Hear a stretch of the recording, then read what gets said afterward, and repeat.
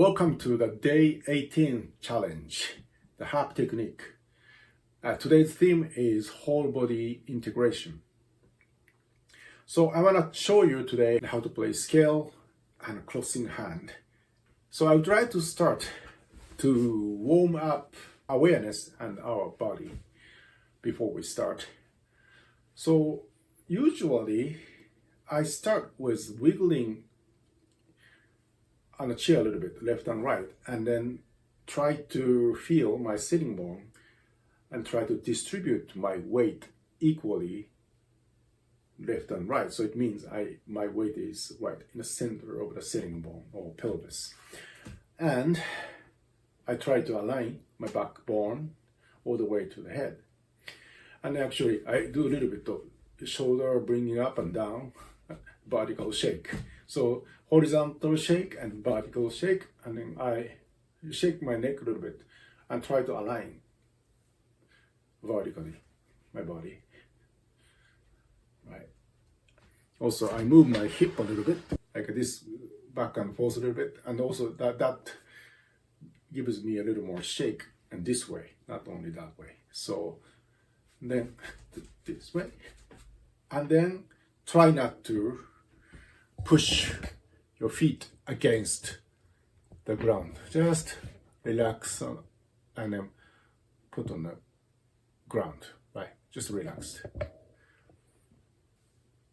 Also, the turn my shoulder from the collarbone, like you remember the joint from here between the sternum and the collarbone, and turn the shoulder from here, the both.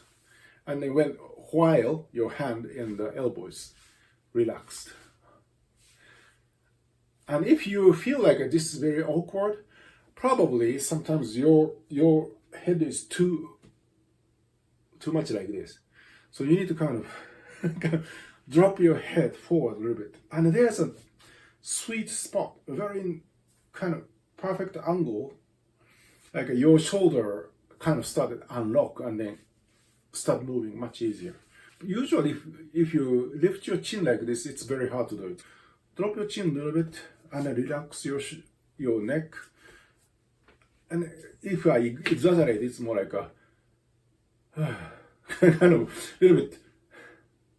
When you are resting or when you're tired and you sit down, you do the right. So and then it's probably you can turn your shoulder very easily. But actually, collapsing your belly is not really great for the breathing. Also, it's very difficult to play like this. So you have to push it out a little bit. But still, you can relax your neck, naturally drop a little bit. Drop your chin a little bit. And then you can find the place you can use your shoulder range of motion fully. Right? And then if you do left and right, up and not instead of this, you can do left, right, kind of alternated way of doing, and you can get also the sway in the horizontal sway, and you feel gravity, and don't push their feet against the ground. Okay, so and then your body awareness is heightened more, and you get a harp close to your body. So once you hold the instrument, you can raise your hand and start plucking. There, it is very important to feel the energy connected between your hand and body stem. And there are lots of ways to establish that connection, but today I want to introduce one of the ways. It works very well for me. So I feel the center of the palm as the place that I can shoot out the energy. If I am none, like a body suits, like a robot thing, and if I shoot something from here, like a razor beam or something, right?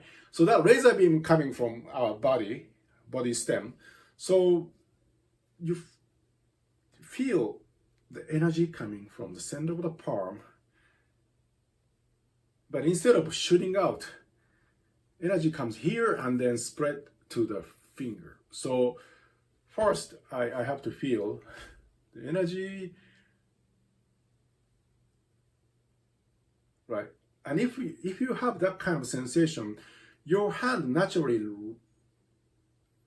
raises a little bit from the wrist because you have a laser beam coming from here, so you cannot do it like this, right? You have to open it like this. So, and then if you feel the energy flowing, instead of like just lift it, you feel like energy flows and then come to the hand. So this way I really can connect my awareness or energetic body all the way down to my hand. Does that make sense? Between the shoulder blade and then kind of make a little bit of warm energy pull there and relax hand. And then it's like a water. So you start opening the dam here and then flow it. If you have a kink like this, the water stop flowing at the lowest point, so it doesn't flow, right? So you need to kind of start stretching out. I don't mean like this, right? So there is a point where you can start feeling the fluid energy running all the way to the hand, and then open up the hand a little bit, right? Because laser beam coming out. So this way you can do it. So a little bit. And then, interesting thing about this way of doing is, if you raise your wrist, your thumb comes up naturally if you feel this energy. So you don't need to pay too much attention for the, oh, thumb up, thumb up. You're just pushing, right? Pushing this way, energy comes up. So thumb comes up naturally. So that's how I connect my energy all the way from my body stem to the hand. So, and then today I want to show how to play scale. The scale is one of the very fundamental harp technique. So let's play the scale from starting from middle C, D, E, F, and then G, A, B, C. So let's play this scale. So first position is we have to place the hand between C and F. So remember this. You have a laser beam kind of energy flow here, and then slide your fingers along the strings like I introduced last week in the Guranjanese exercise. And then if you feel the gravity in a center of the palm, straight down, pulling your hand down, and at the same time, if you just slide it down, it never stop, but actually to stop it, you just start squeezing a little bit of strings. And then at a certain point, the squeeze stops your sliding down. So this position, you have to have a feeling of same pressure, and then your center of gravity must be around here, the center of the palm, where we're talking about the laser beam is coming from. And then bringing back your energy towards the center of the palm, it means that you close the fingertip towards that direction, to the center of the palm, and then you start letting go the finger one by one from fourth finger, ring finger, middle finger, index, and thumb. But while you are letting go the fingers, the rest of the fingers needs to be on the strings with the pressure.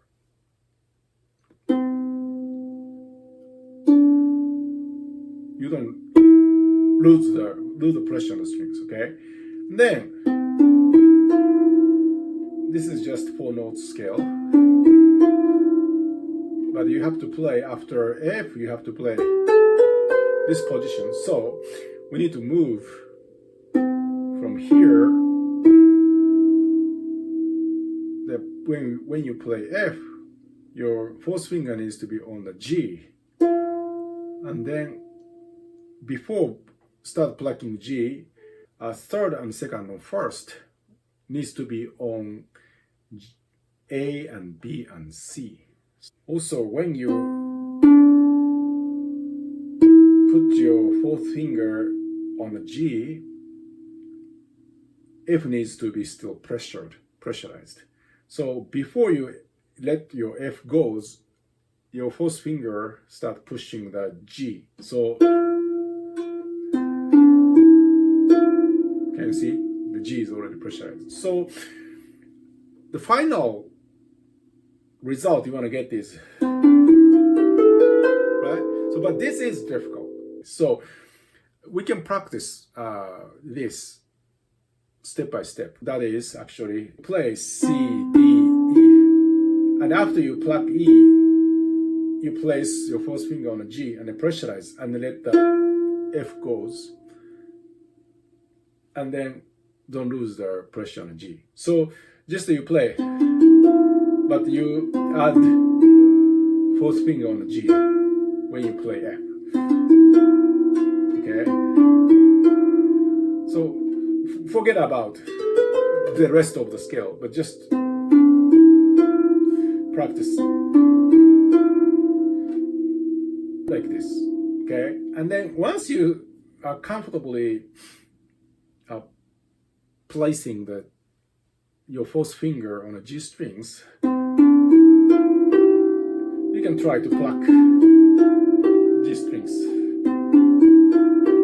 Alright, so once you are able to do that, now you play up to F and then place your fourth finger on the G strings, and then instead of plucking, you keep the pressure on a G and then place the rest of the three fingers. You can take time. You can take time here, but don't lose the pressure on the G strings. And then pluck these four together. It sounds bad, but actually this is just practice.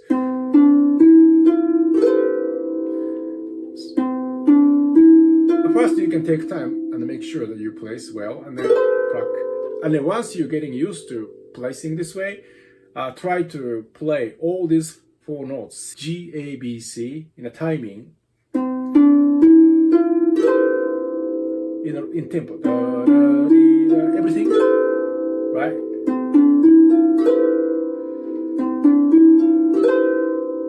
So once you are able to do this, means you can pressurize the next 4 sets of strings right away with a good pressure. So, and then you can let them go one by one. Once you can do this, this is easy. So this is how you can practice skill step by step. And then the important thing is you have 2 different hand positions. This is the first hand position, and then going to the second hand position, right?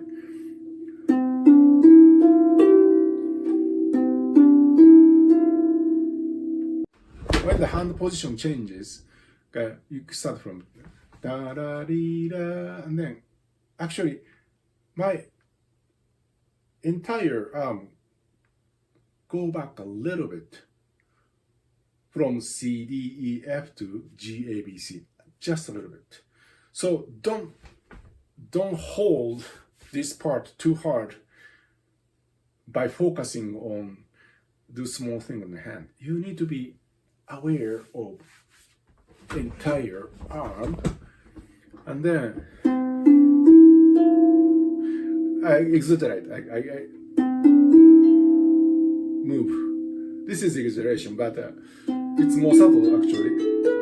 But I move my entire arm backward a little bit when the shift happens. And especially when I have to play the very long scale, I need to really move my entire arm gradually.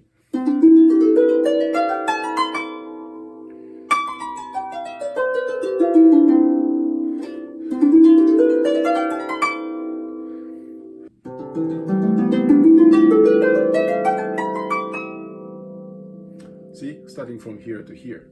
So you need to be aware of where your arm is.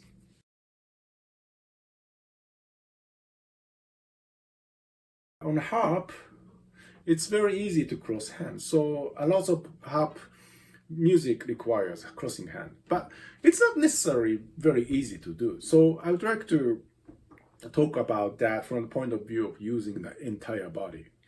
So the four-fingered arpeggio pattern is probably most common, but something like that is common, but it's probably hard for some of you to do it. So I want to use the just three finger for today because it's probably easier to do for you guys, and also much less practice necessary for the finger, but more like to feel the entire body movement. Actually, maybe we can start with the three finger. So these three, 1, 2, 3, and then let's say we can put this three finger on F, A, C, and F, A, C, F, A, C, F, A, C.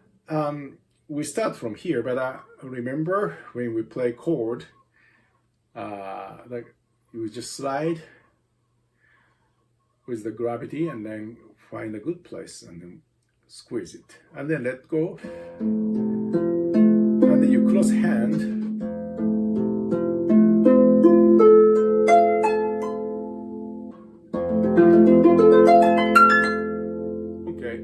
So this is this is cross hand. So first you start playing left and right here, and while you are playing right, you need to move your left here, but you don't want to lose the pressure or position of the hand by moving the left hand. If your shoulder is very tight here, inevitably you have to do this way. It's very tight, and then you don't get a nice position here, or you have to move the body like this, and then you're gonna lose the good hand position or stability in this hand. So again, you need to keep your center very stable. Remember, feeling the body weight on your sitting bone nicely distributed to the left and right, center, and then aligned spiral chord, and then place and this arpeggiating from left hand, right hand. So when you're playing, while you are playing the right hand, your left hand comes here, but and just be aware of you moving entire shoulder from your collarbone and bringing your shoulder blade backward, and then not moving this right side of your body at all. And then here you start playing left hand. The right hand comes up without moving the left hand.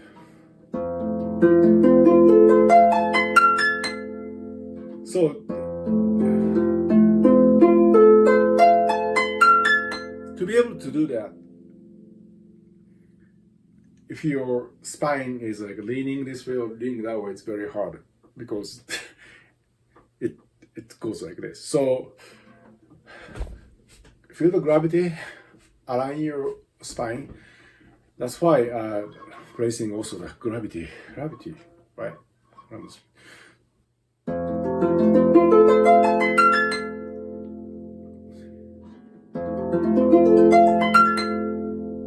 And also, if you feel a little bit tight here, from your hip, you can lean back a little bit, like this. Not like this, okay? Not like this. So you keep your spine aligned and just like a reclining seat on the airplane, you know. The entire body just leaning backward, and then you have a little bit here. You don't need to do that, but the last one, instead of twisting, just leaning backward a little bit. Entire upper body going. This is exaggeration, but like this.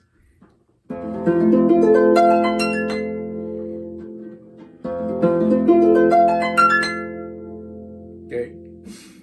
So this is close hand. Again, if you focus on just hand, you screw up like this. So always bigger part of the body first, then move from the bigger part. And this is a really bigger part because last one, because you're gonna use the entire upper body, leaning a little bit slightly backward. So